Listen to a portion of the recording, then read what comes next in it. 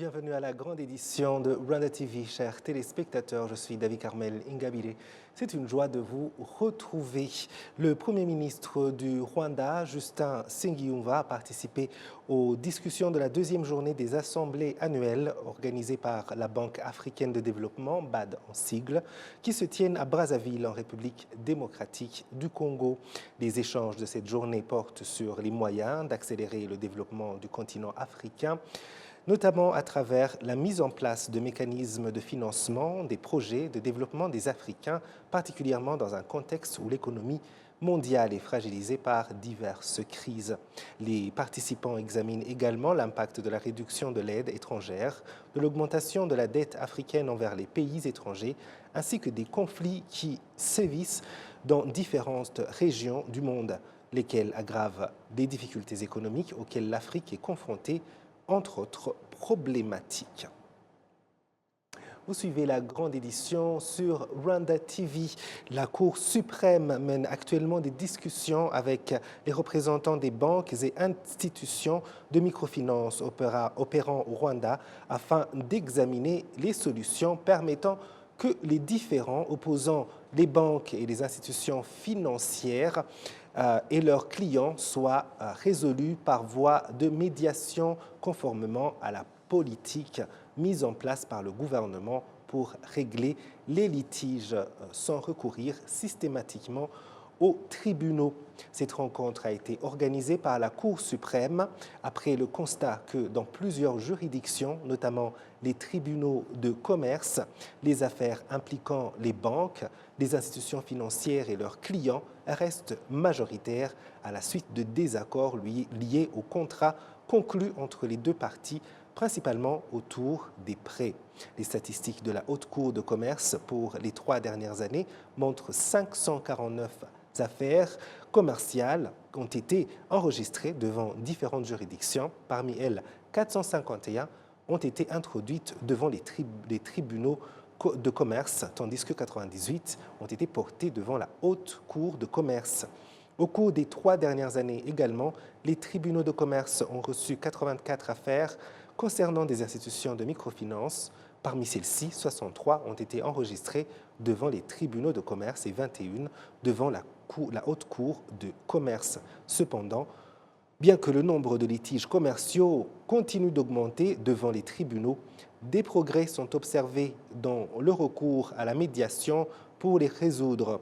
Ainsi, parmi les affaires intentées par les banques devant différentes juridictions au Rwanda, 157 ont été réglées par médiation, tandis qu'environ 200 affaires impliquant des institutions financières ont également été résolues par cette voie. Les militaires engagés dans la mission des Nations Unies pour le maintien de la paix au Soudan du Sud, UNMISS, ont reçu plutôt des médailles de reconnaissance de la part de l'ONU pour leur dévouement, leur professionnalisme et leur contribution à la promotion de la paix ainsi qu'à la protection des civils. Le point avec Jean Damascène Manichino. Ces forces rwandaises de défense décorées ont été saluées pour le rôle remarquable qu'ils ont joué dans les opérations de maintien de la paix dans l'une des régions du Soudan du Sud, encore confrontée à l'insécurité. Le commandant de la force onusienne au Soudan du Sud, le général-major Junui Wu, a félicité les militaires rwandais pour leur engagement, leur discipline exemplaire, ainsi que leur contribution au maintien de la paix sur la scène internationale. Il a déclaré, et je cite, This occasion is not only a formal recognition of service, but a tribute. Les médailles qui vous sont remises aujourd'hui témoignent de la confiance que vous accordent les Nations Unies ainsi qu'à la communauté internationale. Elles reflètent votre bravoure, votre endurance et votre professionnalisme dans un travail accompli dans des conditions difficiles et exigeant une grande vigilance. Tout cela n'aurait pas Your resilience and your professionalism, operational environment. Since its deployment, été possible sans la discipline, le respect mutuel et le travail d'équipe. Au-delà de la protection des civils et de leurs biens, nous remercions vivement le Rwanda pour la coopération avec les forces internationales dans les opérations de maintien de la paix et le rétablissement de la sécurité. Fin de citation. And the respected contributor to UN peacekeeping. Le commandant des forces rwandaises au Soudan du Sud, le colonel Emmanuel Kanobayire, a indiqué que le contingent rwandais a accompli sa mission avec détermination, malgré les défis des opérations. Il a souligné que les médailles remises aujourd'hui symbolisent bien plus que l'achèvement de leur service, ajoutant qu'elles représentent le sacrifice, l'engagement, le courage et le dévouement au principe de maintien de la paix internationale. Les forces rwandaises sont déployées au Soudan du Sud dans le cadre de la mission des Nations Unies au Soudan du Sud avec la mission principale de contribuer au maintien de la paix et à la protection des populations civiles dans ce pays confronté à des conflits armés et à une instabilité persistante depuis son indépendance en 2011. Outre la protection des civils, les forces rwandaises effectuent des patrouilles régulières dans les villes, villages et axes stratégiques afin de prévenir les violences et rassurer les habitants. Les forces rwandaises protègent également les bases de la mission onusienne, les convois logistiques ainsi que les infrastructures essentielles utilisées par les Nations Unies. Elles facilitent l'accès des organisations humanitaires aux populations affectées par les conflits, notamment pour la distribution de la nourriture, des médicaments et d'autres aides d'urgence. Les unités rwandaises interviennent également rapidement en cas de menace contre des civils ou le personnel humanitaire. Le Rwanda est aujourd'hui l'un des plus grands contributeurs africains aux opérations de maintien de la paix de l'ONU, avec des troupes déployées dans plusieurs missions internationales. Vous suivez la grande édition sur la télévision rwandaise. La Basketball Africa League se félicite de la coopération avec le Rwanda et le leadership visionnaire du pays qui contribue au développement des talents des jeunes sur le continent africain. Le président de la Basketball Africa League, BAL en sigle, Amadou Gallo Fall, qui est au Rwanda à l'occasion du tournoi Basketball Africa League 2026, qui se joue à Kigali, l'a souligné dans un entretien avec notre collègue Emmanuel Munyarukumbuzi. Suivez. Comment décririez-vous la contribution du Rwanda à l'histoire et au succès de la Basketball Africa League? C'est un partenariat dont nous sommes très fiers. Et comme je l'ai dit tantôt, le Rwanda Development Board avec Nike ou Brand Jordan et Wilson, là, ce sont nos partenaires fondationnels, comme on dit. Alors, nous avions trouvé ici dans ce pays un environnement très accueillant et favorable, et à commencer par le leadership de son Excellence, le président Paul Kagame. Et je tiens à rappeler que nous sommes d'abord venus ici en 2012 pour une visite. Il y a plusieurs années d'interaction et de collaboration. Il a cru au produit et il a cru surtout à la vision qu'on avait, parce que ce qu'on cherche à construire va bien au-delà du basketball. C'est une opportunité d'utiliser justement le sport comme un levier, comme un tremplin pour parler à notre jeunesse, l'inspirer, les diriger vers des activités sociales positives, et aussi surtout pour que cette jeunesse soit inspirée par l'idée et l'opportunité d'une Afrique qui se prend en charge elle-même. Et j'ai toujours pensé que tout devrait passer par notre jeunesse. Cette jeunesse, il faut juste leur montrer un modèle ambitieux pour qu'eux-mêmes, parce qu'ils ont l'énergie, ils ont l'intelligence, ils ont surtout la motivation qu'il faut pour créer, entreprendre et créer de la valeur pour nos sociétés. Justement, en parlant de jeunesse, vous parlez d'utiliser le sport comme le levier, vous exprimez aussi votre foi en la jeunesse. Mais il y a quelques chiffres dont je voudrais vous parler, et après explication de ces chiffres, on aimerait aussi savoir ce qu'ils représentent. Une empreinte économique projetée à 5,4 milliards de dollars, 40 000 emplois créés, une contribution de 250 millions de dollars au PIB des pays hôtes. Que signifient ces chiffres extraordinaires et que signifient ces chiffres pour un jeune ici à Kigali, à Dakar, à Rabat, comme vous avez évoqué? et comment ils peuvent se saisir de ce moment de transformation? Alors, je retourne à l'idée lorsqu'en 2019, au All-Star Weekend à Charlotte, nous avions annoncé le lancement de la Basketball Africa League.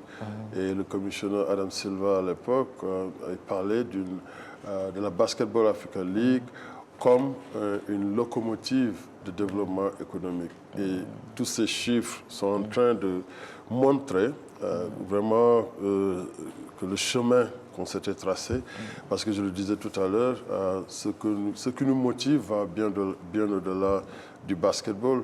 Évidemment, l'Afrique a toujours eu énormément de talent, mais ce talent s'est toujours exporté pour pouvoir réaliser son potentiel. Ce que nous avons choisi de faire, c'est justement de revenir sur le continent, de créer une plateforme qui va donner des opportunités d'emploi à toute cette jeunesse, qui va donner une opportunité à l'immense talent qui existe sur le continent.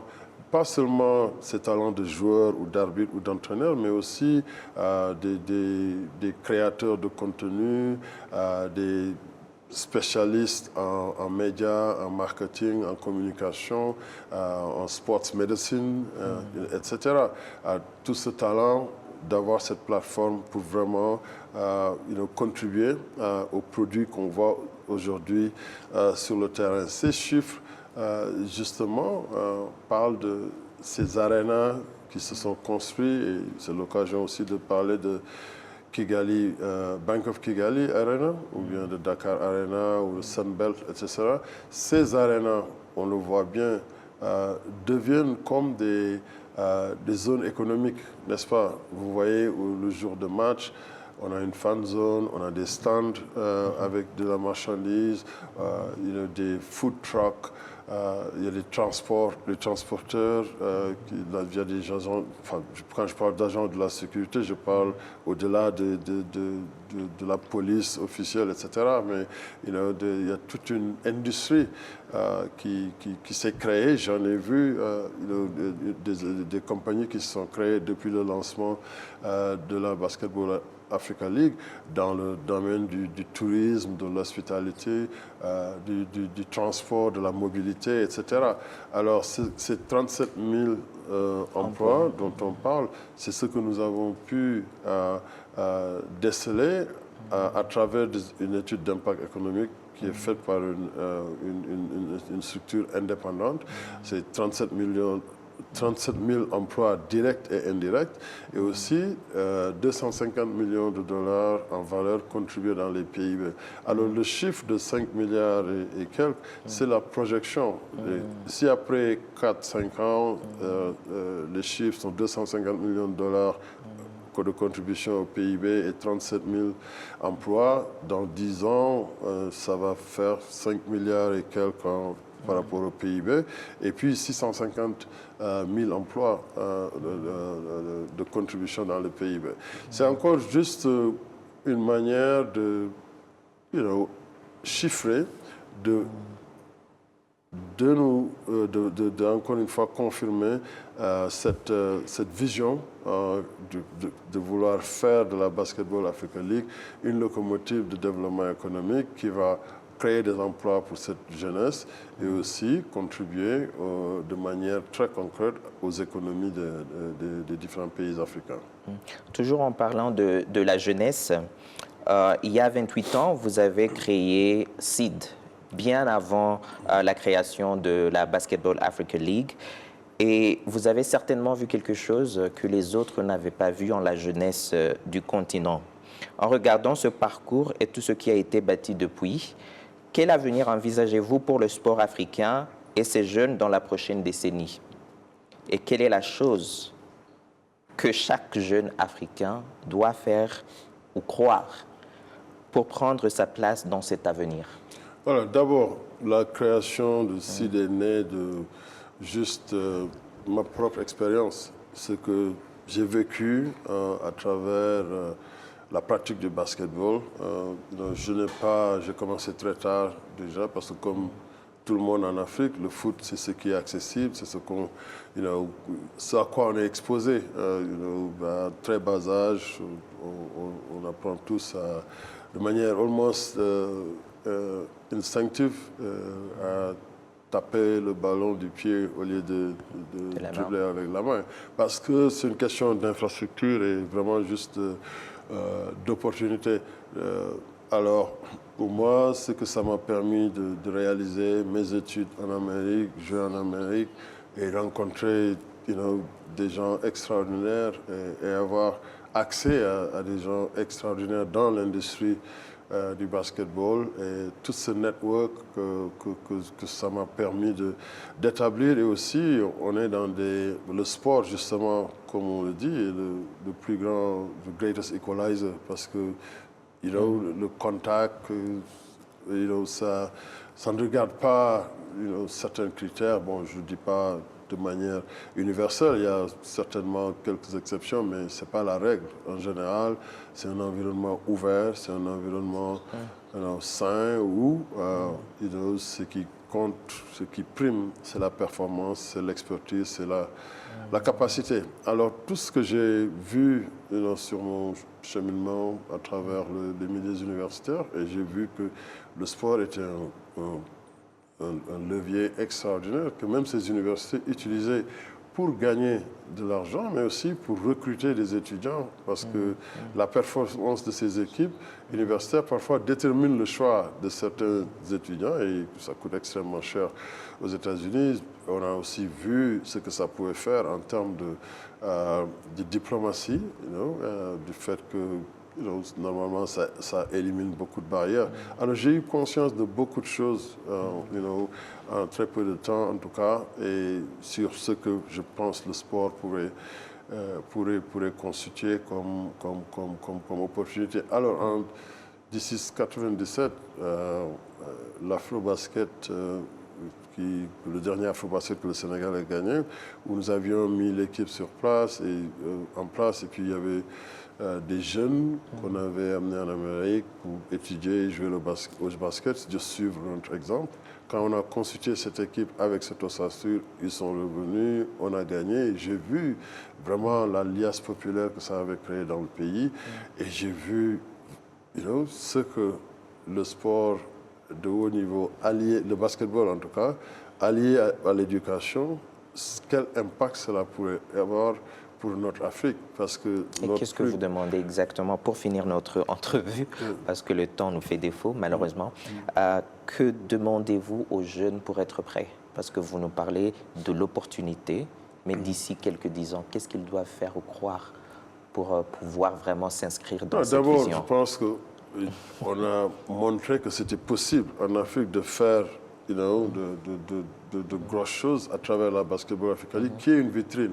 Mais c'est venu de personnes, de jeunes, ici même en Afrique, qui ont certainement, acquis de l'expérience et de l'expertise ailleurs, mais qui veulent l'appliquer ici.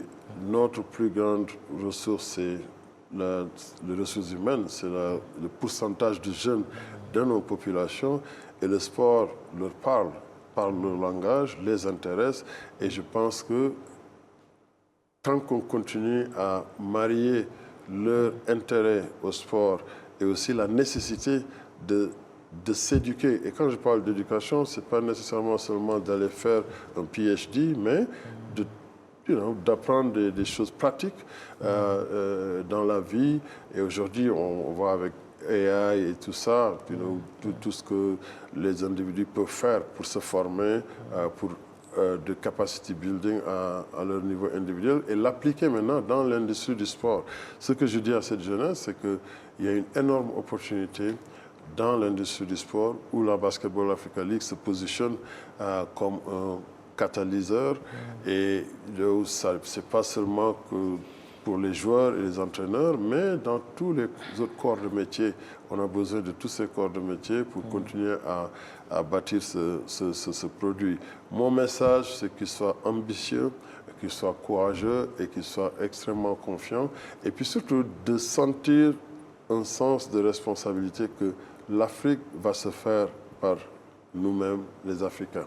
On invite tout le monde, c'est sûr, et on veut que du capital vienne de partout, que les gens viennent collaborer, réaliser des objectifs faire des affaires, mais il faut que aussi les Africains ne restent pas sur la touche à regarder. Je suis ravi, j'étais là il y a moins de 2 semaines aussi au forum, et de voir que de plus en plus, dans le discours, en tout cas de presque tout le monde, il y a une place que tout le monde reconnaît, que l'industrie du sport peut avoir dans le développement économique de l'Afrique. On a le talent, on a tout le talent qu'il faut. Maintenant, il faut que ce talent soit peaufiné, soit exposé, et surtout qu'on ajoute de l'expertise. Vous suivez la grande édition, votre rendez-vous avec l'actualité tous les jours sur Rwanda TV. Les casques bleus rwandais déployés au sein de la mission onusienne en République centrafricaine ont offert des soins médicaux gratuits à plus de 410 personnes déplacées internes vivant dans le camp de déplacés de Gobolo 1 à Bria. Cette campagne médicale s'inscrit dans le cadre des activités préparatoires à la célébration de la Journée internationale des Nations Unies prévue le 29 mai 2026. Les déplacés hébergés dans ce camp proviennent de différentes régions de la Centrafrique, tandis que d'autres ont fui le Soudan plutôt en raison de l'insécurité et des conflits qui affectent ces 2 pays depuis plusieurs années. Les services médicaux offerts durant cette activité comprenaient notamment la médecine interne, les soins dentaires, la gynécologie et l'obstétrique, ainsi que la dermatologie, entre autres traitements. L'un des bénéficiaires a déclaré, je cite, « Nous remercions les casques bleus rwandais de nous soigner gratuitement. Nous demandons que ces activités médicales se poursuivent car il est difficile pour les personnes vivant dans le camp d'avoir accès à des soins de santé adéquats. » Fin de citation. Le Rwanda a accueilli une délégation du Timor-Leste dans le cadre d'une visite d'études destinée à s'inspirer de l'expérience rwandaise en matière de consolidation de la paix, d'unité, de réconciliation et de bonne gouvernance et de développement, en particulier de la manière dont le pays s'est reconstruit après le génocide perpétré contre les Tutsis en 1994, un récit de Michel Iladokunda. Les délégués ont commencé leur visite au Rwanda, au mémorial du génocide à Gisozi, où ils ont visité différentes sections du mémorial. Le chef de la délégation, Elder Dacosta, a déclaré qu'il souhaitait comprendre comment le Rwanda a traversé l'histoire du génocide et a réussi à se reconstruire pour vivre aujourd'hui dans la paix. And in particular to Timor-Leste, because we shared some of the... Particulièrement pour un pays comme le Timor-Leste, nous partageons une histoire marquée par des conflits au cours des 25 dernières années. Lorsque nous regardons le Rwanda, c'est un pays dont nous pouvons nous inspirer, même s'il possède une histoire particulière. Ce que nous apprenons au Rwanda, c'est un leadership visionnaire et tourné vers l'avenir. These 3 magic bullets for us is inspirational. La visite d'études du secrétariat du G7+, du Timor-Leste vise à promouvoir l'échange des connaissances et à renforcer la coopération dans les domaines de la gouvernance, de la consolidation de la paix, de la transformation socio-économique et du développement institutionnel. Le secrétariat du G7+, et les institutions rwandaises tiennent des discussions et des séances d'apprentissage pratique autour du parcours de développement du Rwanda ainsi que de son expérience de la mise en place d'institutions résilientes et des systèmes de gouvernance inclusifs. Tout au long de leur séjour, les membres de la délégation rencontreront des institutions publiques clés et des différents acteurs afin de mieux comprendre les approches du Rwanda en matière d'unité nationale et de réconciliation, de décentralisation et de bonne gouvernance, de transformation économique, de promotion des investissements, de transformation numérique, de prestation des services publics et d'initiatives de développement centrées sur les communautés. Richard Niwenchuti, directeur général de la Rwanda Cooperation Initiative, a indiqué que cette délégation effectue cette visite dans le cadre de la mise en œuvre d'accords visant le partage des connaissances sur le parcours de développement du Rwanda. Cette visite d'études offre également à la délégation l'opportunité de découvrir l'expérience du Rwanda dans la promotion des investissements et la facilitation des affaires, le renforcement du dialogue public-privé, l'avancement des services publics numériques à travers des plateformes telles que Irembo, ainsi que la mise en place des mécanismes efficaces de suivi des résultats du développement.